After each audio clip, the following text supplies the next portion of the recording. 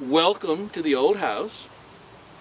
It's my pleasure to help you come over the threshold and be one of our special guests, and to tell you a little bit about the significance of this house, which is a national treasure.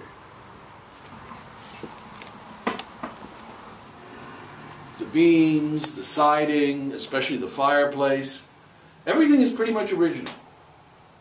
Now, wide floorboards, all original.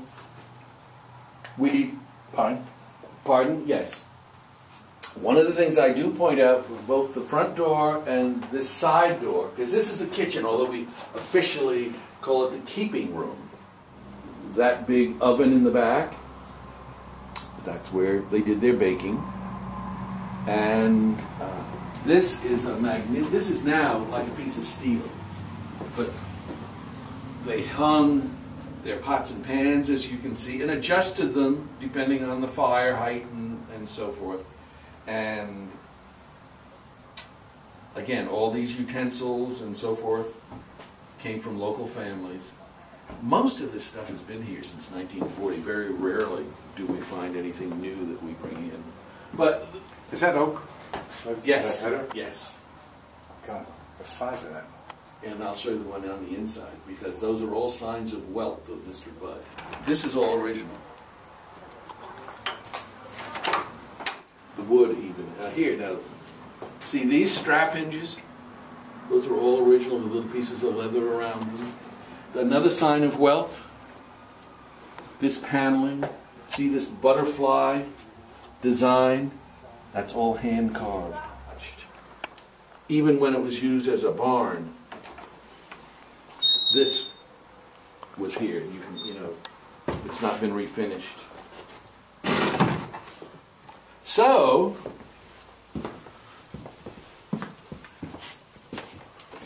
here again, this is security of the day. But I love. Look at this little design on this piece of metal that holds the wood. I mean, that's fascinating. Today we had just a plain old piece of metal. Again, the hinges, the curved header, the design on the door.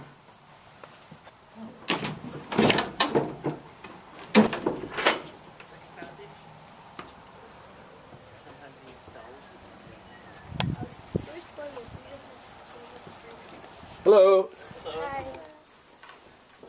Again, a magnificent room, but there are two things we point out here, and they're both pretty much the same, but this beam is called now a summer beam, although it really, that's a takeoff on Summa, S-U-M-M-A, meaning the biggest, the best, the largest, and so forth.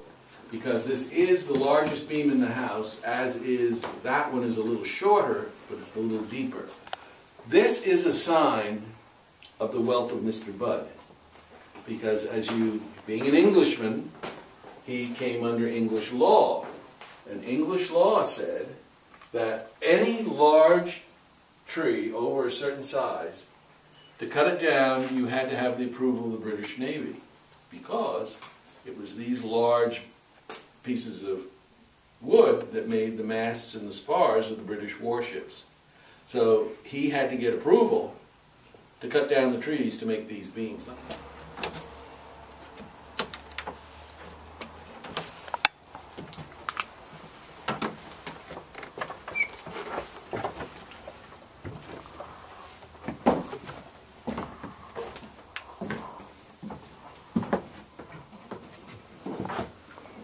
And we're leaving this room kind of this way for the tour on Saturday, so people can see what it was like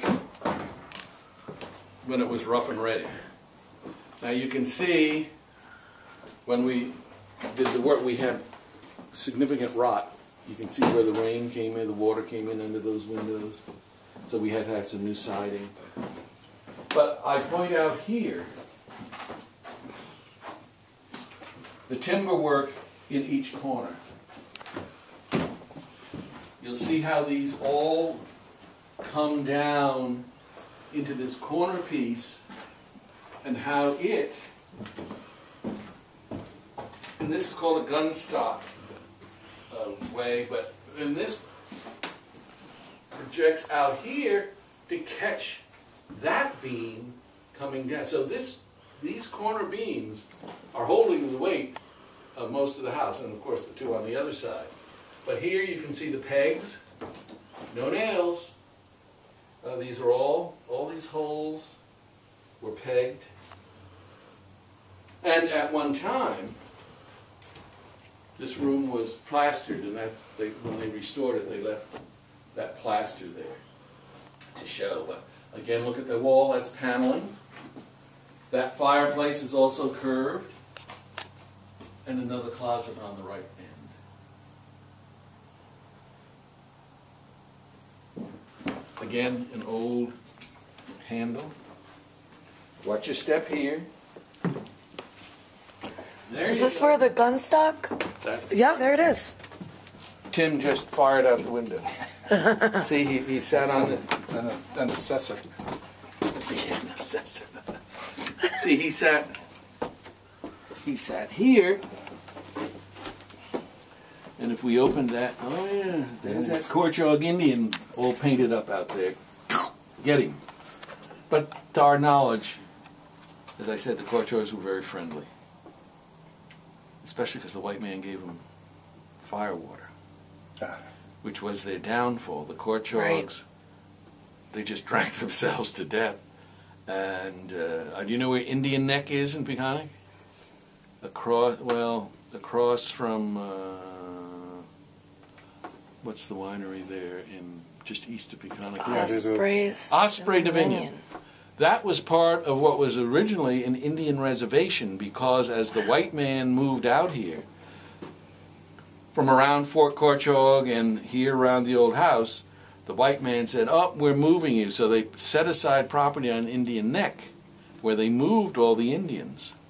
And by the late 1600s, maybe the early 1700s, but I think the date comes to mind in the 1790s, Cutchogue Indians were gone. They were kaput. Disease and such? Yes, exactly. Between fire, water, and diseases. European introduced diseases. This window frame was found right here in this wall in 1940 when they restored the house.